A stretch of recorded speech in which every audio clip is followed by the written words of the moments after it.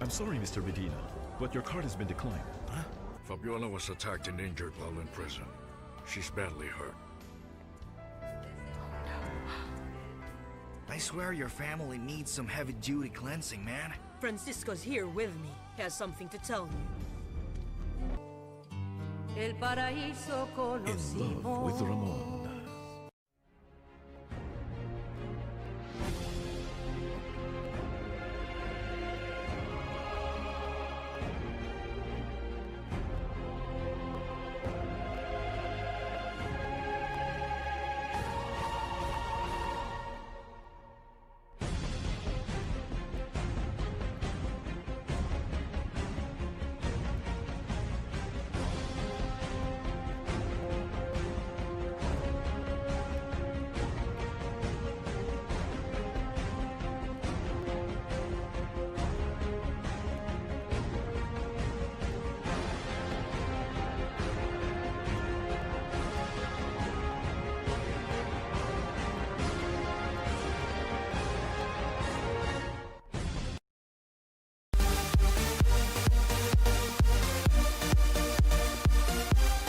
They showed their might in the inaugural FIBA African in Mali with the silverware. They are ready to make it even better in the FIBA AfroBasket 2021 qualifiers in Rwanda. Let's rally behind the Kenya Morans as they take on the opposition from Angola, Senegal, and Mozambique from 25th to 27th of November on your true sports partner KBC Channel 1. In their quest for success, this is just the beginning. Save the dates for the best. KBC, in collaboration with the Kenya Institute of Curriculum Development, is broadcasting enhanced out-of-class learning on radio, television, and online. Catch the lessons every weekday on KBC Channel 1 from 2 to 4 p.m. on KBC English Service and 15 FM from 9:15 a.m. to 5 p.m. and Radio Taifa from 10 a.m. to 11 a.m.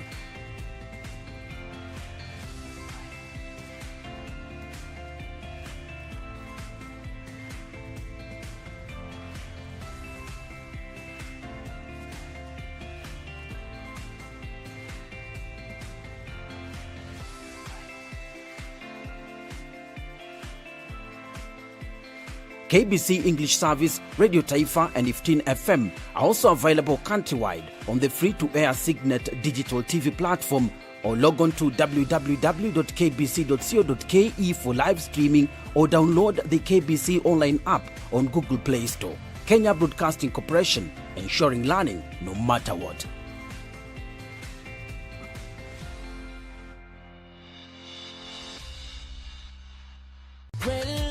Embakasi Utawala tuko locked. Ungem Utanyahururu Kasuku Massive, Jeshi ya Nyeri, Maua na Kuru wako locked mbaya. Kigumo Ward na ambao wote wako ndani ya KBC Channel 1. Akulaliki Wednesday bila the Rev. Mbotela Auta Idara Kitengela. Kiambu County 33 Pipeline Meru anawakilisha. Rongai Maboksa pale go down. Karatina Auta Mlolongo wana enjoy show. Lare Sub County Auta Githurai 45. Lanet Barracks tuko ndani yake. Okongo Auta Carnation Maragwa Seti Nairobi. Fika wako locked mbaya sana. Watu wangu wa Nakuru Ngwaro. Auta Gilgil live kutoka Mazeras Bahati Massive. Embo Thika Massive. Siaya Shikambi Kakamega Bungoma County. Kusia Boda Kisumu City. Malindi yote iko ndani ya the Rev. When I'm in Kenya, I tune in to the rave.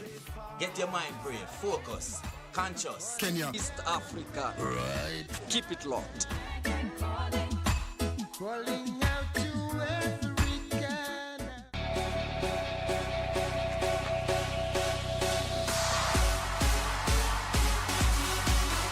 Gear up and maintain a healthy, fit and active lifestyle right there at home by keeping up with Gear Up on Channel 1, 5:30 to 6 a.m. Monday to Saturday. Gear Up every day for every moment, and remember to stay home and keep safe.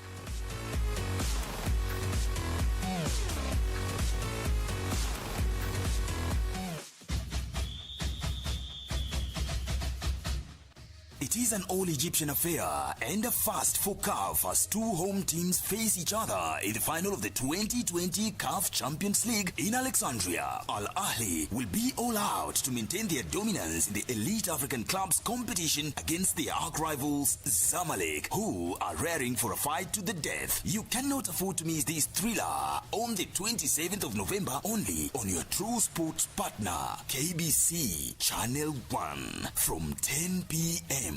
We have a lot in store for you. Be on the lookout.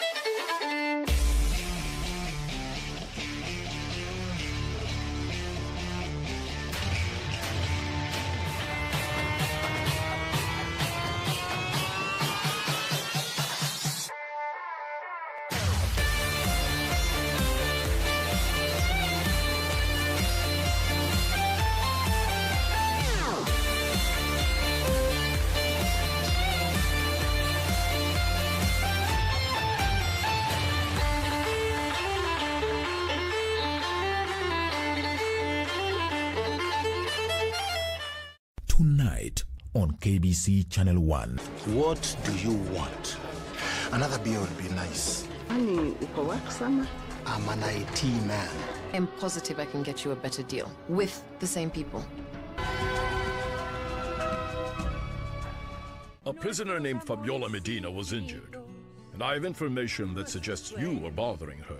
There's so many terrible things happening to Aswana. Oh, don't say that. In love with Ramon. Believe in love. Yes, Daddy was an old-time preacher man. Just give me love when you can. If you need me, a woman in love. Yote ndawaidu iko tu sawa kwa macho yako. Unataka kuwako? Ati nini? Why are you people shouting? Are you okay? Mwanamke ninakuona sana.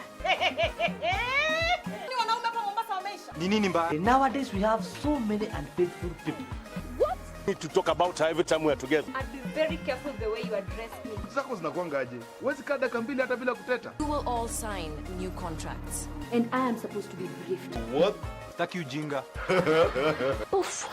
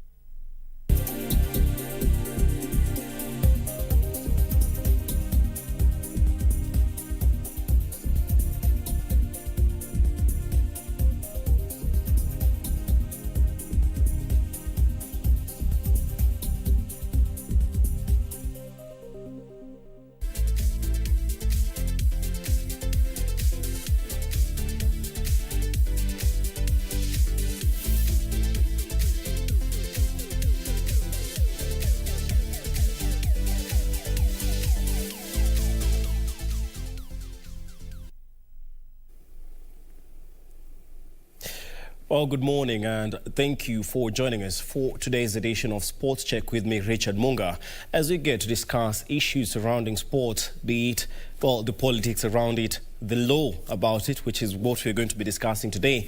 And, well, of course, a sign language interpreter this morning is Lensa Odingo.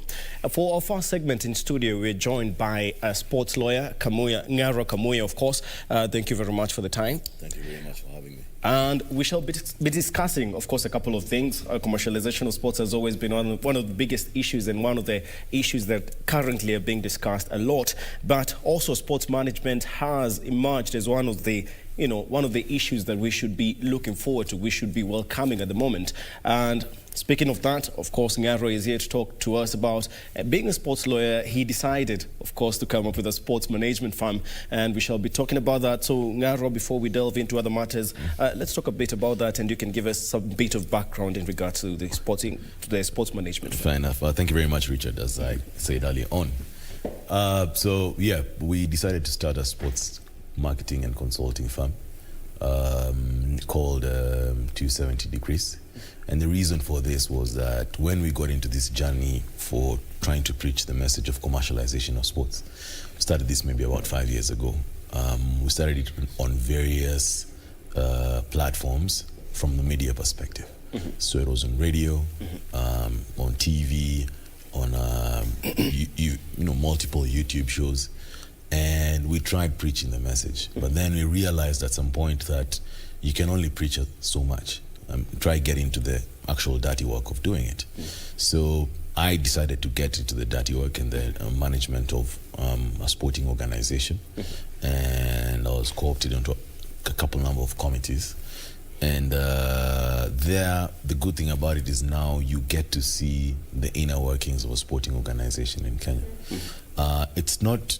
I don't think it's entirely different from what happens in the West. It's just on a lower scale.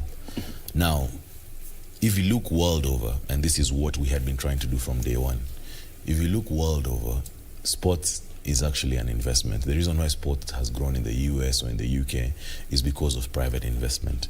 And by private investment, I mean a wealthy person came and actually bought out a club, or put in money into the club for the club to be able to meet its operational expenditure.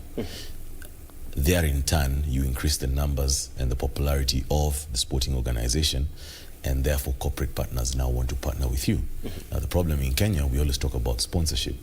The very word sponsorship means that you are coming from a lower perspective, or from a lower point. Sort of begging. You have no leverage. You have no leverage over the corporate organization, and in the West, it's not. They're not known as sponsorship. They're known as commercial partnerships, because the investor or the private investor. I was actually looking at a list over the weekend, and the top 100 billionaires in the world. Of course, they range from about $200 billion to maybe $18 billion at number 100. There are about 6-7 sports team owners. The highest being Steve Ballmer of Microsoft, who owns the Los Angeles Clippers. You find the guy who founded Microsoft with Bill Gates was an owner of a sporting organization in Portland Trail Blazers. If you go to England, Malcolm Glazer, the family, they own Manchester United, but not only that, they also own the Tampa Bay Buccaneers, where Tom Brady is playing now. You think about Stan Kroenke, who owns Arsenal. He also owns the Denver Nuggets in the States, the Los Angeles Rams in the NFL, American football, and the Colorado Rapids in MLS. Former England captain David Beckham now owns a football team in Miami. So it's the high net worth individuals, because sport is expensive. To meet the costs of a sporting organization is very expensive. Private investors or high net worth individuals have to look at it as a business. Okay. We can, sorry, just to finish. Sorry, you can no longer have guests. You make a quick 100, 200, 300 million, and what you're thinking about is putting up flats. That has to stop. We have to start looking to our, lucrative sporting organizations and funding their operations, and you'll be shocked at the amount of money that comes back.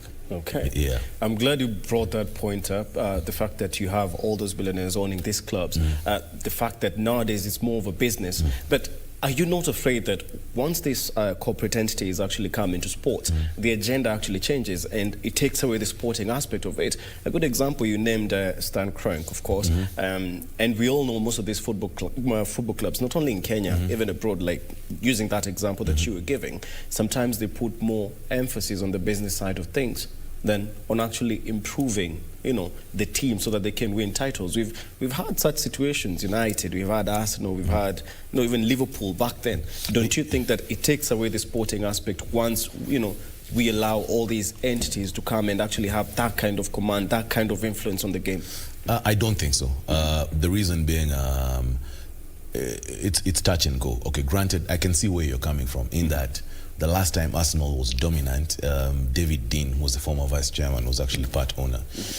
And there was a bit of focus on the football side. But there was also a very big focus on the business side, because remember, it was during David Dean time that Arsenal decided to move to the Emirates. Yeah. Of course, Stan Kroenke, the story goes, he was on a trip from Hong Kong, he's reading the newspapers, and then everyone is talking about the Premier League, and he buys into Arsenal. I remember also his co-partner was Alisher Usmanov, who's also one of the wealthiest guys in the world.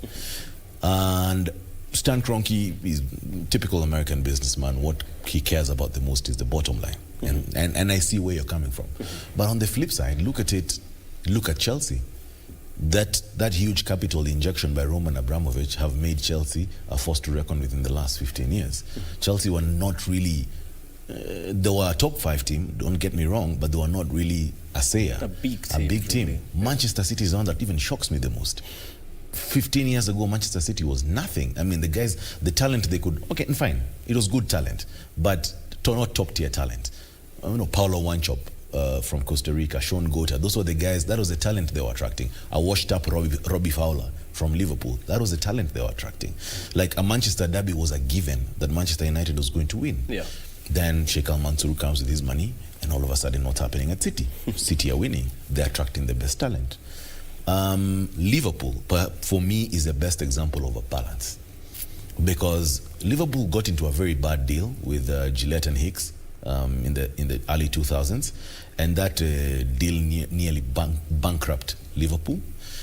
And then what's called Fenway Group, which is run by a guy called John Henry, the owner of Boston Red Sox. Yeah. They came in, and the Fenway Group now acquired Liverpool, and because of at least John Henry's sporting background, he was able to mesh the things very well. I might add, by the way, NBA superstar LeBron James is actually a shareholder of Liverpool. And what happened is that they were able to marry both sides, the commercial side and the footballing side. Because I remember when they appointed Jurgen Klopp 5 years ago, I remember where I was somewhere sitting, and I told the guys that this is the best signing that Liverpool have made. And all of a sudden you started seeing the kind of talent that got into Liverpool. Yeah. And Liverpool have not really lost their culture, if you ask me. That's true. So 5 years down the line, yes, it was a long-term investment, but remember, 2 years in on getting Jurgen Klopp, they were in the Champions League finals. 3 years in, they were winning the Champions League. 4 years in, they were winning, or rather 3 years in, Champions League finals. 4 years in, winning the Champions League. 5 years in, they are Premier League champions. Yeah.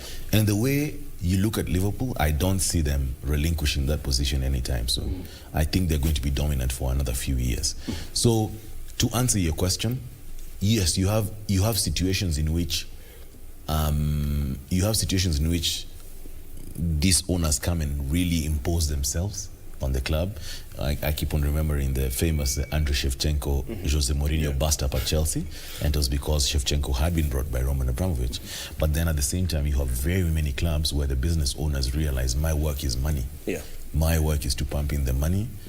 I am supposed to hire the best team to elevate this team to the next level. Those are the billionaires in this world. They don't claim to know everything. Yeah. They know business. So you come put in your money, you get the professionals. If it's a CEO, you get a CEO who's going to run the ship. If it's a technical side, you get a technical director who's going to hire the best coach fitted for that team. And everything else that goes into running a sporting organization. Your work is just to meet the operational costs of the team. And actually a good example of that, bringing it back locally, we have Wazito FC, and we also have Nairobi City Stars, whereby at least what I meant is about the influence bit. Yes. When you look at these two organizations, of course, here in Kenya, they're two teams. Of course, they're owned by businessmen and whatnot who actually came in, pumped money. They want to change the whole setup while still maintaining the culture of the club. But then again, they are not too involved. They don't impose themselves in the sport. They've hired CEOs who, most of them have a background, in sports. So do you think that maybe here in Kenya, do you think the whole issue of, influence, imposing the influence on the team, do you think that is what is going to get us to, let's say, another level like the one you're talking about abroad? You see, Richard, first, I'm a big believer that you having played sports does not mean you can manage. And I firmly believe in that. You having been a good player is just that. You are a good player. And that's I dare call it a cancer in Kenya that is really affecting us. That we always insist that the people who should be managing are former players. It doesn't really matter. I was just thinking about NBA Africa. They appointed a guy, I forget his name, I think Victor Adams or something like that, as a CEO. This guy has never played basketball, but his background is in business development and investment banking. So he'll be able to understand it from a business perspective. Those are the kind of guys you should be getting. There's no difference. For example, when Polycarp Igathe leaves Shell and goes to Equity, those are two different sectors. One is energy and another is banking. But it's because of his leadership skills and his management skills that he'll be able to have an impact in both fields. Those are the kind of guys you're looking for. Once they understand the product is sports, then they're able to drive it in the right direction. This thing of hiring former sports people or guys with a sports background, no, it doesn't cut it out for me. There are some, yes, and I'm saying there are some who actually have the right credentials. There are some who think about it from a bigger perspective, but you need to bring in proper managers. If I was Ricardo Badoa, I'd be shopping out for proper managers and make it a good salary. Match up the big dogs and say, okay, fine, how much are you earning? I'm earning 250,000. I'll pay you 400,000, 500,000 shillings to become the CEO of my enterprise. Because remember, he still has a media arm. It's happening in Tanzania. Mohamed Duji, owner of Simba. Simba. He's actually got a full corporate team running that entity. It's happening in South Africa with Patrick Motsepe of the Mamelodi Sundowns and actually Blue Bulls rugby team. So there's no difference between that company that will be running the sporting organization and Cooperative Bank or KCB. There's no difference. I was watching a YouTube 30-minute clip of Stanford graduates who are in the running of sports. And of course there was San Francisco 49ers and Golden State Warriors and San Jose Earthquakes and the MLS. All the guys who are behind their operations or ownership are Stanford graduates. And you look at those offices, Richard, there's no difference between that office and, let's say, KBC. It's guys who wake up to come to work. An accounts guy is an accounts guy. A marketing guy is a marketing guy. An auditor is an auditor. The only difference is the sector in which you are in. And that's how we need to start looking at it. It has to be looked at from a business perspective. You have to make the business case for the wealthy individuals. And I can assure you, I get the feeling that the problem at Nairobi City Stars and Wazito FC is optimization. They have the general idea, but executing that idea is where the problem comes in. And that is a big problem with the management, like I'm telling you. But eventually, that's the way it's going. It's already, like I've told you, it's already in Tanzania. It's been in South Africa for dog years. It's just a matter of time before it happens in Kenya. And, the wealthy individuals in Kenya better start looking towards that direction. But would you say that that's the thing we've been lacking? Because I remember a while ago we were talking about why most leaders are not really into sports. Do we have benevolent leaders who are actually interested in sports? Like at the moment, those two teams we mentioned are better off. But if you had to get to those standards that you're talking about, we have 18 Kenya Premier League teams. Yeah. And those are just but two of them. Yes. Most of the other clubs are community-based clubs. Yeah. So what's the way forward for them to actually achieve the same amount of success without necessarily being owned by some billionaire or some, businessman somewhere? It can, let me tell you, and I'll be very frank, it can happen in Kenya. Kenyans were very focused on governance rather than business. And as long as governance is there, politics is going to be there. And that is why we are not going to move anywhere with the current setup of the way the clubs are or the sporting organizations in Kenya are. As long as they are members clubs And you know, even the funny thing is what? People don't even pay the subscriptions. If it's a members club, people are supposed to be paying subs, isn't it? The reason why golf clubs are big in Kenya and can run and can sustain themselves is because they are very serious on that issue of subscriptions. Guys have to pay your subscriptions every year. It doesn't happen. You think Gor Mahia, all those members are going to pay the subs? No. If they were paying their subs, then it would be another story altogether. You know, for example, like in Spain, most of the Spanish clubs are community clubs. Yeah. But it's because of the level of organization. We don't have that in Kenya. And let's not cheat ourselves. So we have to go the privatizing way. If at all we are to milk anything of the talent that's in this country, if at all we were to milk anything of the commercial potential that these things have, that these organizations have, we just have to go the private way. We'll not hack the membership way. That one is a guarantee. Okay. Yeah. And earlier on, we were talking about leverage. We were talking about what we call sponsorship should actually be corporate partnerships. But in Kenya, it's not like, let's say for a different sport, let's not, we'll get to football later on. But look, let's have an example of, let's say, basketball. Let's have an example of, let's say, volleyball. You can't actually say, like, how are we supposed to, how are the federations are supposed to pull those partners? Because you can't say that they don't really have leverage. We have the hockey team is always performing, the volleyball team, Alkia Strikers, is always performing. But then again, they haven't really gotten to that point whereby they can leverage that, they can leverage their popularity, because these are girls who actually play in international competitions year in, year out. Yeah. But they're not yet there. So what's the issue from your perspective? A few years back, the women's volleyball team had been invited to a Grand Prix, I think, in Brazil. And they were unable to go, and on social media everyone was tagging the Minister of Sports, I can't remember who it was then, and saying that they should be funded. And I said, therein lies the problem. Therein lies the problem. Two things. Number one, the Kenya Volleyball Federation have been funded before. Where did that money go? That's the first thing. We never ask those questions. Number two, they are not, the organizers of that tournament did not wake up today and say, okay, fine, we are going to invite Kenya. They must have sent out the invites a long time ago. What did KVF do about it from back then? So now you're waiting. It becomes a shotgun issue. You're waiting until you can no longer do something, and then now you point a shotgun at the government's head, now fund us. That's nonsense. It doesn't work that way. You see, the reason why sponsors will look at sports in Kenya as beggars is because sporting federations don't even have the money to meet their operational costs.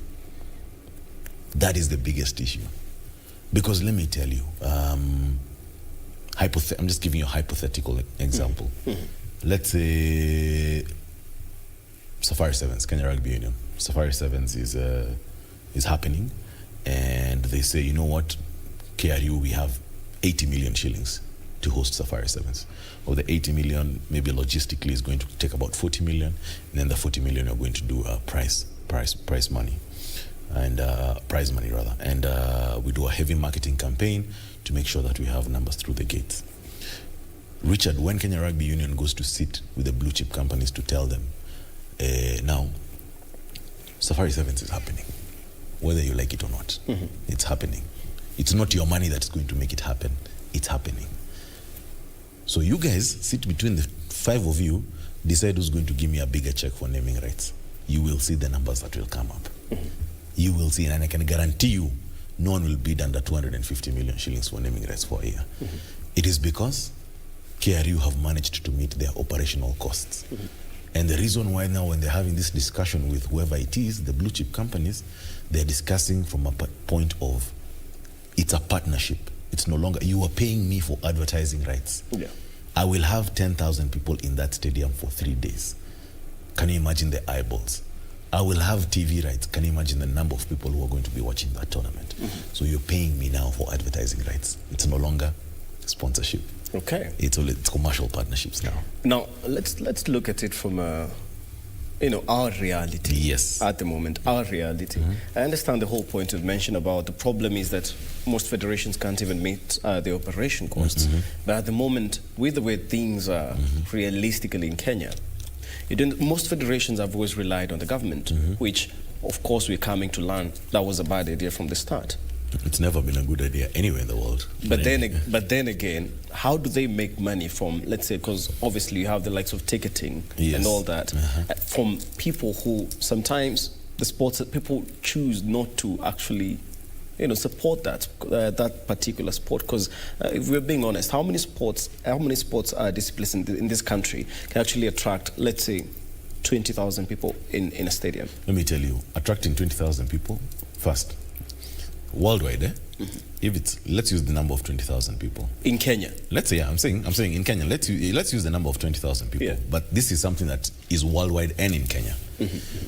Of the 20,000 people, only about 7,000, 6,000 are actual fans. Follow the game. The other 13,000 are there for the experience. They're there to say, I went to watch a Gor Mahia versus AFC game. They do not care how the score comes out. They are just there for the experience. So what does that show you? You have to make it worth their while. You have to make it an experience. For you to get the 20,000 people in the stadium, you have to make it the experience. Now, for you to making it that experience, that's where the money comes in. Because you have to make very basic things have to be in check. Your loos have to be clean. Security has to be tight. You have to have a good seat. You have to all the small things that we think are entertainment, or whatever it is, whatever sort of entertainment that they'll require. You need to have that in check. You see, what we never shown when we are watching TV, when you're watching an English Premier League game, is what has happened 1 hour before and what has happened 1 hour after. Before people start streaming in. Exactly. Yeah. There's a lot of buzz around a stadium, and that buzz is a cost that has been taken by the sporting team itself. So you can be able to get those numbers in Kenya, let me tell you. The only difference is, the only problem I'm telling you is that our sporting federations just don't have money to meet these costs. If you market these things, people are dying for a plan in this town or in this country. I ask you, on your sister station, I asked a question last week. When you drive out of town, there's something about sports that's happening. Either people are playing volleyball, or there are guys playing football. There's something that is just happening with regard to sport. That should already show you how occupied people are with sports. They just needed to be made a valuable plan. And simple. You remember 10 years ago, KPL had actually worked on cleaning up the image quite a bit. They had started the weekday night games at Nyayo Stadium. And I used to see very many uptown guys going for those games. It's all about an experience. Stadium is all about an experience. That's a good point. Allow me to cut in it's okay. a bit. It's okay. You did mention that back then, floodies and whatnot, rugby, football, that was at night. But you also have to look at the, because football, all matches cannot be held at the same stadium, of course, obviously, goes without saying. But then again, do you even have the infrastructure to start with? Because you see, as I do understand what you're saying, but what I'm trying to pass along is, do you really think it's all the federation's fault? Because when it comes to infrastructure, the federation, as you say, they don't even have money to market, let's say, a league thoroughly. Then how are they even to build stadiums and whatnot? So let me ask you, let's use England, for example. Do you think the English government owns any stadium? Of course not. It doesn't own any stadium. Wembley is owned by the FA. Twickenham is owned by RFU. If there's a stadium the English government owns, maybe it's the Olympic Stadium where West Ham plays, and that was because of the Olympics in 2012. The Etihad Stadium, what is known as the Etihad Stadium today, had been constructed by the English government for the Commonwealth Games of 2002. And immediately the Commonwealth Games happened, it was handed over to Manchester City in a deal. It also cost the city of Manchester Stadium then. And then, of course, when Mansour came in with his big money, Etihad got the naming rights. This thing, you see all these flats that are coming up and all these commercial buildings that are coming up and they're remaining empty. Those are the guys who should be targeted. Those are the real estate guys that should be targeted. And you get into some sort of a joint venture. That's what happens in the West. That's what happens even in South Africa. You get into a joint venture where you tell this guy, you know what? You bring in the money, we'll bring in the land because we have the land. Develop the stadium to modern standards. In Kenya, you don't need anything bigger than a 30,000 seater, if you ask me. Some sports even just need a 6,000, 10,000 seater. It's only football that you can talk about. And even football, 30,000 we are pushing it, if we're going to be very honest. Depends on the match. It depends on the match. I mean, of course, Gor Mahia versus AFC can attract a crowd of 60, and that's why you have Kasarani. But you can develop decent 20, 15, 10, 30,000 seater stadiums of private investment. You just get into a joint venture and you hand them over the commercial rights for the next 10 years. So they are easy. This guy recoups his money. Kwanza he live with even double his money. Okay. So it's just lack of visionary, if you ask me. These things are low-hanging fruits. And I'm telling you, Richard, the day the first person gets into it, it's going to be like the betting thing. Sport Pesa, some guys put their money into it. Guys saw, woo, this thing has blown up. Everyone followed. It's going to be the same thing, if you ask me. But do you really think people believe that sports in the country can actually, make them money? Because going by what we have at the moment, we've not seen much of that. There are guys who do believe. There are guys who just have not been given the business case and the numbers and the idea and how to milk it commercially. Like I told you, most of the managers of sports in this country think from a governance perspective.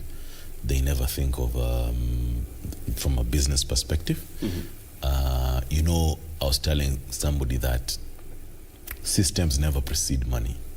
Money always precedes systems. You have to get money in an ecosystem first before legislation is drawn up to govern that particular ecosystem. It has happened everywhere. It was in the ICT sector, it was in the real estate sector, it was in the betting industry, and even here we keep crying for structures in sports.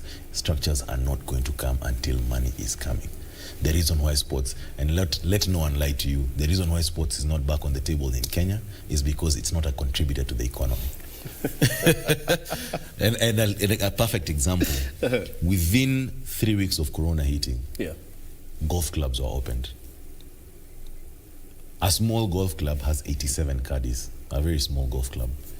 So let's say roughly, I'm doing my math, it has about 120 staff members. That's a contributor to the economy. There are taxes that are being paid to the economy there. These other sporting organizations, who are they employing? No one. And that's why I'm telling you the subscriptions thing cannot work, because it's very serious in golf. You have to pay your subs.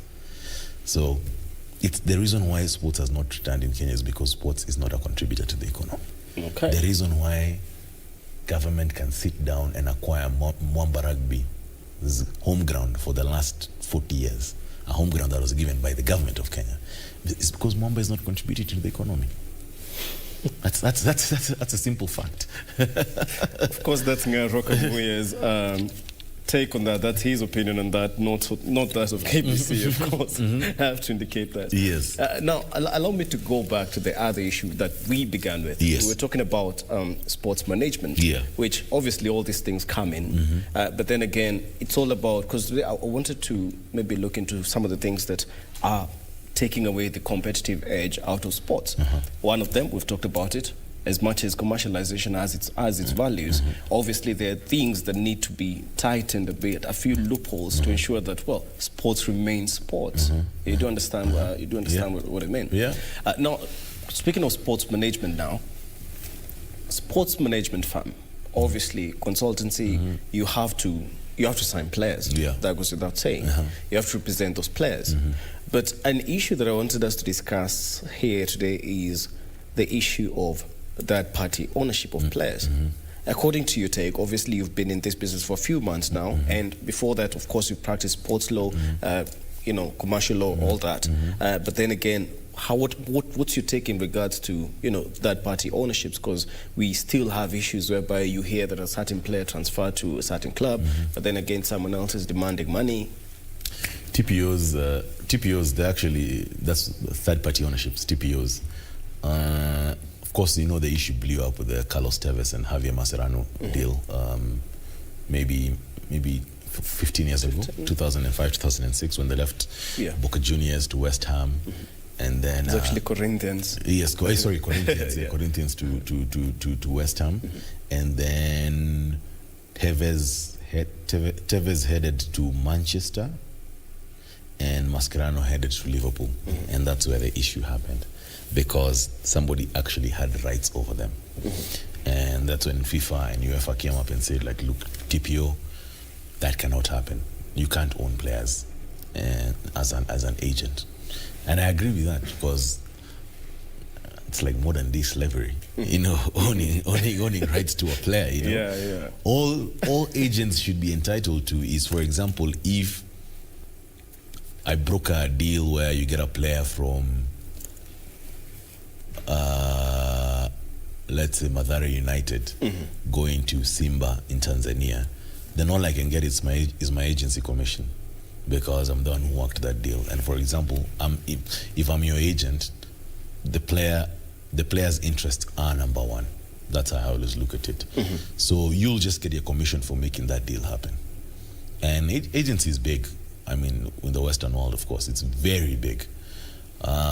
So TPOs, to your point, and what you're saying is that I don't think TPOs are right. TPOs shouldn't exist, because, like I'm telling you, that's modern day slavery. And I believe that there's still enough money, because you know it's greed that dictates TPOs.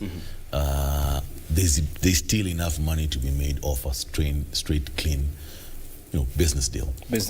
Yeah. As a sports manager, as of course an owner of a sports management firm, consultancy firm, you have a situation whereby here in Kenya, I'm talking about here in Kenya. Of course, we've seen, we all know how the Western world works and whatnot. But here in Kenya, what's the limit that a player can actually be like, I can't give all of that to the firm, to the consultancy firm. Like, you can have let's say a percentage of my signing fee. But then again, you have things like, you know, endorsements and whatnot. So where does the buck stop in regards to that? You see, ideally, endorsements the way they should be. And endorsements is not a big culture in Kenya. That's another thing. But in an ideal situation, Richard is a player contracted by my firm. I'm the one to source for the corporate endorsements. I'm the one to go and sit down with the corporate honchos and tell them, if you identify with this guy, then your brand is likely to grow off it. But between Richard and myself, we've sat down and said, okay, fine, you know what, Ngaro, any endorsement you bring me, 3% is your agency fee or your commission for that. And that's it. Your 3%, and it's a done deal. Of course, education is another big thing, because when these boys start running into big money, I can assure you then problems start coming. So education needs to be taken seriously in terms of how do you handle your finances, what kind of investments do you get into. You have financial advisors, and that's back to the initial story. That's why I really wish we get to the point of private investment in sports, because then you see the direct and indirect employment that the ecosystem creates. Because you, Richard, as a player, you'll have, yes, me as your agent, but you'll have to contract, let's say, a financial advisor. You'll have to contract a lawyer. You'll have to contract to always have your staff in check. So the agency's work is to source for the commercial sponsorships. Most of the endorsements must go to the player. To the player. They're the person who they are, it's their image that is being used. It's their intellectual property that is being used. So most of the money should go to them. And the most you can get is your agency commission fees, agreed upon by both parties before. Okay. Yeah. Now, so just a bit of definition for when it comes to third-party ownership. I do understand that over the years it has been changed by FIFA since they realized that some people are actually, you know, using loopholes to actually own players, in short. But sports management firms, consultancy firms, do you think if unregulated, it can actually get to a point that, you know, technically can it get to a point whereby it's about that, whereby the TPOs will come in? Because you have, let's say, 4 players that you represent, and you take them to a certain club. True. And you influence. Exactly, and you influence. So maybe even checked, even regulated. Do you think that can happen? Oh yeah, it's actually, there's a lot of noise being made in the NBA now because of there's this particular agency, sports agency firm called Clutch Sports Group. Clutch Sports Group is owned by a very good friend of LeBron James. And they've come into heat in the last 3 years for influencing a lot of NBA trades. So they influenced the Anthony Davis trade to Los Angeles. They influenced the recent one, the one just before this last season. Oh, yeah. When he left New Orleans Pelicans to Los Angeles, they influenced that trade. They've influenced one in this trade season, this off season. I'm trying to remember which particular one it is. And the noise has always been that these trades have been initiated to support LeBron's claim, right? So, yes, in an unregulated place, trust me, these guys are going to milk it and they're going to run away with it. They are going to, they will, to your point, they will definitely influence trades and transfers for purposes of their pockets. But again, I go back to what I said. Money precedes structures. That money has to be seen first before you can now say, okay, you know what, guys? I mean, money was seen before TPOs. The ban on TPOs came. FFP, the financial fair play rules, they came in after money, a ridiculous amount of money got into football. So money has to precede systems. that one. We have to look at it from a business perspective first, and then the regulation will always. It always works that way. Okay. Yeah. And what of in Kenya's situation whereby already we usually say that we don't have clear when it comes to sports, of course, we usually say we don't have clear laws that can actually solve many of the issues that we've been experiencing in Kenya, be it conflict between, teams, between federations, of course, between different leaders of federations, between a player and a former team, a coach and a former team, even the national team and the likes. But with the recent, because at the moment we have a lot of sports management firms coming up in Kenya, really. Can mention like 6 top of my head. But then again, are there sufficient laws at the moment to actually ensure that, the TPOs don't come in when these sports management firms, the laws let me tell you, the laws are there. I've read at least 3 constitutions for federations. The laws are very clear with regard to movement of players, national team versus club, which is also a very big thing, transfer fees, all these things are captured there. But like I told you initially, us guys are very focused on politics. And as long as politics is involved, it's very easy for me to skew decisions in my favor. So very many people should be sanctioned. Very many sporting firms should be sanctioned because of pushing,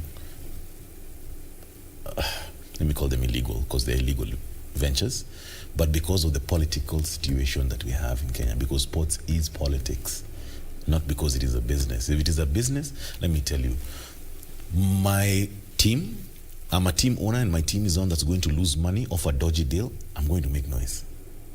I'm going to make noise because I'm losing shareholder value. There's so many, I'm losing brand value. There's so many things that are coming into play. Now, club chairman will be given a few shillings, told they just let this thing ride. And it's a politics.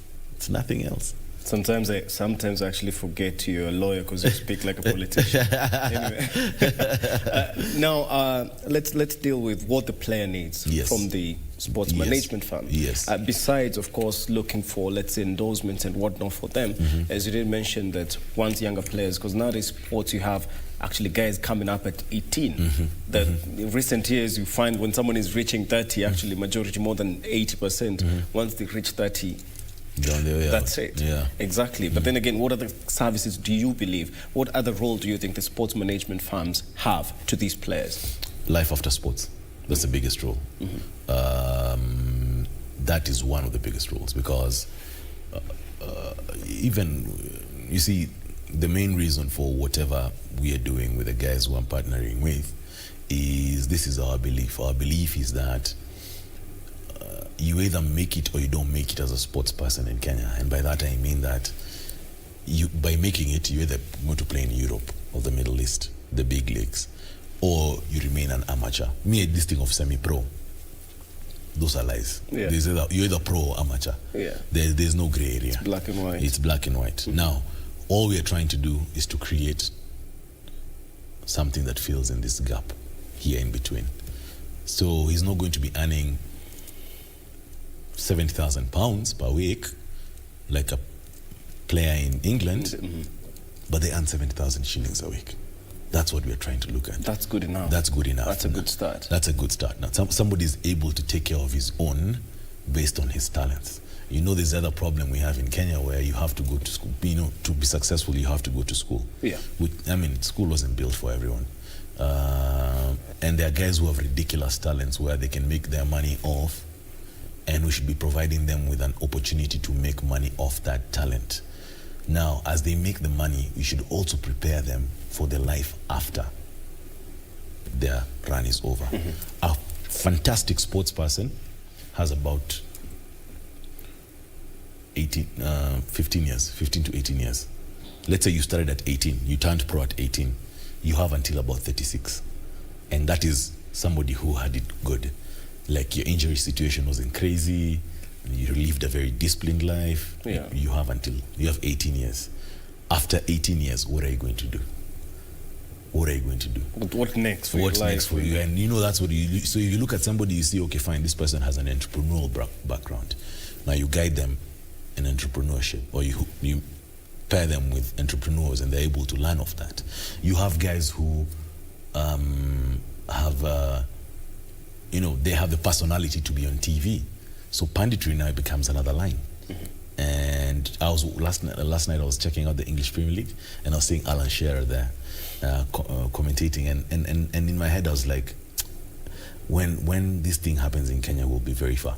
Because for Alan Shearer, I can try. Yes, he's a footballer, and he's a legendary footballer, but he's not a TV person. Yeah. He had to be trained to get onto TV. He had to go through the motions to get onto TV, and now he's earning a decent living out of being on TV. So many of these guys, so you see a guy has a personality to be on TV. Hey, let's take you the panditry way. There's some other guys who still want to go back to employment. Go back, you know, get them the necessary skills to take them back there. So it's the biggest life after sports. That's a very big thing. Your cycle is 18 years maximum, and it could change like this. You break a leg, done. Okay. Yeah. You charge extra for that? Of course. This is the question. Because they need to know what they're getting into. Yes. Now, what kind of relationship, of course, do you believe that sporting, sports management firms should have, not only with federations, not only with teams, but even the government? Because, as you said, let's say you signed a player who, maybe he had the ability, or maybe he was lucky enough to even, have studied for his bachelor's degree or something. And then later on, of course, if they want to go back to employment, also you can help with that. As you say, it's all about life after sport. Yes. So maybe it's all about what kind of relationship and should the firms maintain with clubs and all these institutions, even educational institutions, just in case you need to get, even some of these players scholarships. As you say, break a knee, you're done for. You're done, yeah. You see,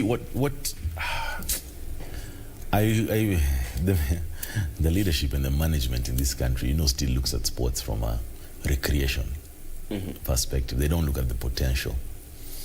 For a very long time in the NBA and American sports, you had to go to university. You had to have a university degree. So all these superstars we know about, not the current ones, the back in the day superstars, the Magic Johnsons, Larry Birds, Michael Jordan, they all have university degrees. What I would love to see in Kenya is a certain number of scholarships put aside for the brilliant students, a certain number of scholarships put aside for the exceptionally talented students from a sporting perspective. They wouldn't necessarily have met the grade to get them into university, but you tell them, for example, okay, I'm going to give you a 4-year scholarship in XYZ school to study XYZ, but you have to maintain a second lower grade. You have to maintain a second lower grade. If you drop into pass, you lose a scholarship. It's only 4 years. You want to tell me these guys won't double up playing sport and studying? They will. Trust me, they will. Once they finish with their degree, then now they can decide, do I want to go, now I want to pursue this thing professionally. Then they pursue it professionally, and then after that 15 years is when now they say, okay, you know what, now I can go back to do whatever I wanted to do. But do we not have, let's say, strictly let's say, sports scholarship. I do understand the educational aspect is a must, of course, because even most of the guys that you did mention that they had to get a university degree, most of those guys got in through sports scholarships. Exactly. Yeah. That's what I'm talking about. They're sports scholarships. So basically, for example, if I'm UON, I'm at the national school games, rugby or football, and I'm watching out for the top talent, and I'm following this guy's progress, and I tell him, higher now. What I'm asking you, all I'm asking from you is get a C+ at KCSE level, and we'll give you the sports scholarship. The sports scholarship will allow you to continue playing whatever sport you're playing, but it'll also allow you to get a university degree. And you have to put in effort in both aspects of it. Exactly. You have to put in an exemplary. It's like a contract. You're not being paid, but there are things that are required of you. You have to behave in a certain manner. You're bonded, let's say, to the team. If it's the rugby team, you have to play for Main Machine in your 4 years. You can't leave and go to Queens. You know, that's how I look at it. Of course, that's a lot of government policy, and I'm sad to say I know somebody who actively tried to pursue it. And sat down with PSs of sports, and this is back in the day, 2017, PSs of sports and education, and tried to come up with something to that effect.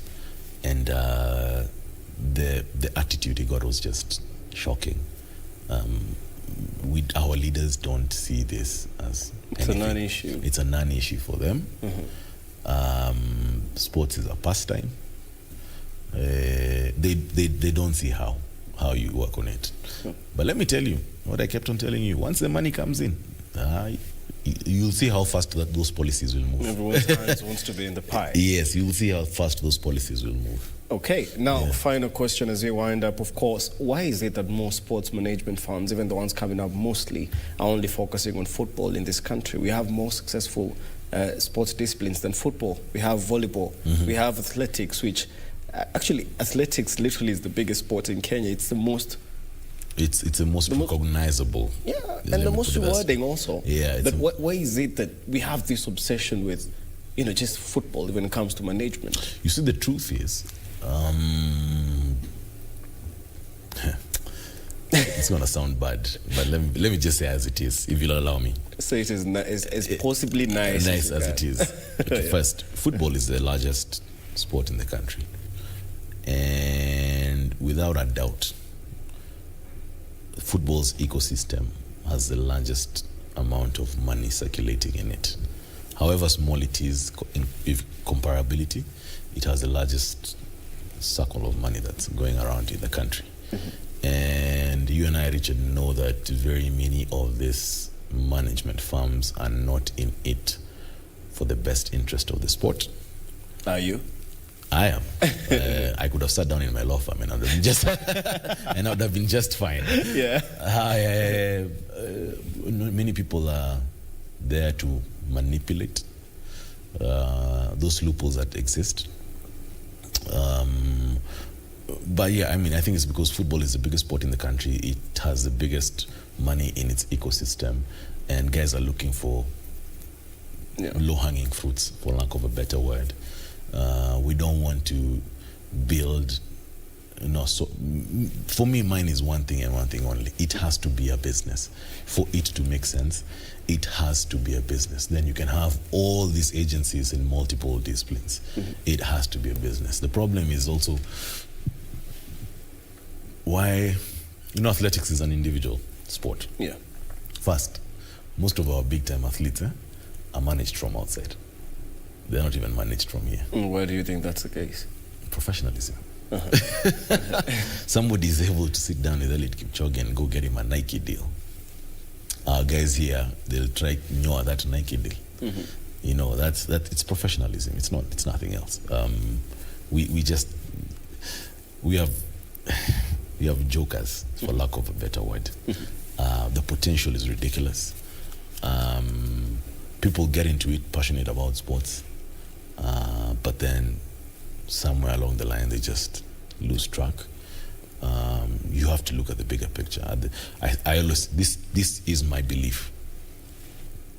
In sports, there are two stakeholders, and only two stakeholders, and at every one time, you should be thinking about these two stakeholders. First, of course, is the player, and the second is the fan. Those are the two people who matter. Yeah. The rest, the governors, the people in governance, you have to create a product that works for the players and works for the fans. Because without either of these two, it doesn't work. Okay. Yeah. Well, that was that was quite heavy. That was quite insightful, though. And thank you very much. And I'm hoping that soon we're actually going to have an update in regards to today's interview, because we also need to know the extent to which, of course, sports management firms are allowed to actually approach athletes, because you have the younger ones whereby, well, maybe you must have permission from the parents, from the federation, from the from the school, respective school. And for the viewers, of course, we're going to be having an update on that a bit later, so you can watch out for that. Well, thank you very much, Ngarwa. Always a pleasure. Same here. Thank you very much for having me. And we sure do hope that you're going to be one of the good ones. As we said, most are manipulative. Yes. We sure do hope that you're going to be one. You can hold me to account on that one. Oh, trust me, I will. Yes. Well, that's it for the first segment of today's edition of Sports Check with me, Richard Munga. But we're going to be taking a short break. Don't go too far, because we're yet to have the last segment whereby we get to analyze what happened over the weekend in different leagues. And of course, here in Kenya, we have the league, the FKF Premier League. FKF Kenya Premier League is expected to start next weekend. A few things have to be ironed out.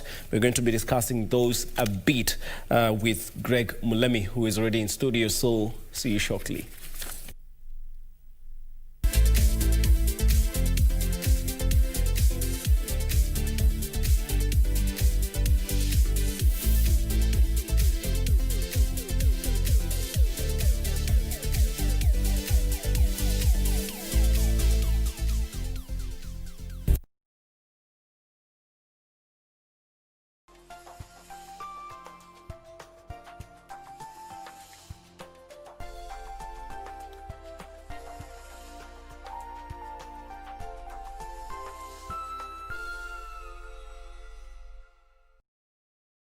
KBC, in collaboration with the Kenya Institute of Curriculum Development, is broadcasting enhanced out-of-class learning on radio, television and online. Catch the lessons every weekday on KBC Channel 1 from 2 to 4 p.m, on KBC English Service and 15 FM from 9:15 a.m. to 5 p.m, and Radio Taifa from 10 a.m. to 11 a.m.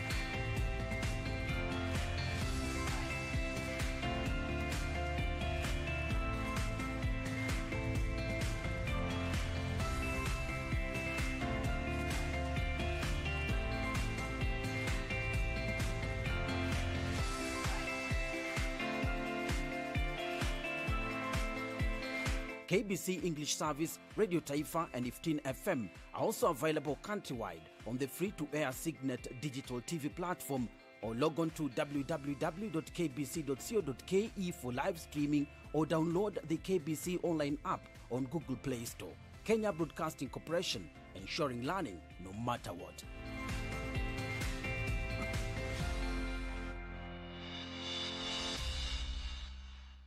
Tonight on KBC Channel 1. What do you want? Another beer would be nice. Ani uko work sana? I'm an IT man. I'm positive I can get you a better deal with the same people. A prisoner named Fabiola Medina was injured, and I have information that suggests you are bothering her. There's so many terrible things happening to Wiswana. Oh, don't say that. El paraíso In love with Ramon. Believe in love. Yes, Daddy was an old-time preacher man. Just give me love when you can. If you need me, a woman in love. It It is an all-Egyptian affair and a first for CAF as two home teams face each other in the final of the 2020 CAF Champions League in Alexandria. Al Ahly will be all out to maintain their dominance in the elite African clubs competition against their arch-rivals Zamalek, who are raring for a fight to the death. You cannot afford to miss this thriller on the 27th of November only on your True Sports partner, KBC Channel 1 from 10 p.m. We have a lot in store for you. Be on the lookout. Welcome. Embakasi Utawala tuko locked. Ungem Autanyahururu Kasuku Massive. Jeshi ya Nyeri Coast Maua na Kuru kwa locked mbaya. Kigumo Ward na ambao wote wako ndani ya KBC Channel 1. Akulaliki Wednesday bila the ref. Mbotela Auta Idara Kitengela. Kiambu County 33 Pipeline Meru anawakilisha. Rongai Maboxa pale go down. Karatina Auta Mlolongo wana enjoy show. Lare Sub County Auta Githurai 45. Lanet Barracks tuko ndani yake. Okongo Auta Carnation Maragwa Seti Nairobi. Thika wako locked mbaya sana. Watu wangu wa Nakuru Ngwaro. Auta Gilgil. Live kutoka Mazeras Bahati Massive. Embo Thika Massive. Siaya Shikambi Kakamega Bungoma County. Kusia Boda Kisumu City. Malindi yote iko ndani ya the ref. When I'm in Kenya, I tune in to the rave. Get your mind brave, focus, conscious. Kenya. East Africa. Right. Keep it locked. Calling out to African. Unajua nini mama? Niko karibu kwenda shule. Na sitaki kuwa na stress kukuhusu. Kristi, hebu rudi shuleni. Wewe enda mtuwakilishe sisi wale tulishindwa na masomo vipoa. When Angela and Christy meet at the university, their bond somehow clicks. That is somewhere up there in the sky on his way to China. I'll never forget when he took us to Singapore. Wow, it was fun. Followed by a friendship that would defy their parallel backgrounds. Since umezoea shower, good luck inside there. How is this door shut? Kuma bezi nuko mshoishikilie mlango kwa frame. This new territory presents all manner of fasts as influence, temptation, family histories, and peer pressure set in. The rest of their lives become a story of love, survival. Wewe. Please mom, kubali tu story tumalizane twende home. Influence, backstabbing, jealousy and revenge. Nimeambiwa tu kule stage muonekana na minji fulani mkikama hapa mtaani. You decided to sneak from the hostel and go to Ray's studio without consulting me or Tiff. Join us on Tempted the Campus Diaries as we explore this hilarious never seen before drama. Hebu nilipe pesa zangu wewe. With a touch to behold. A story of temptation.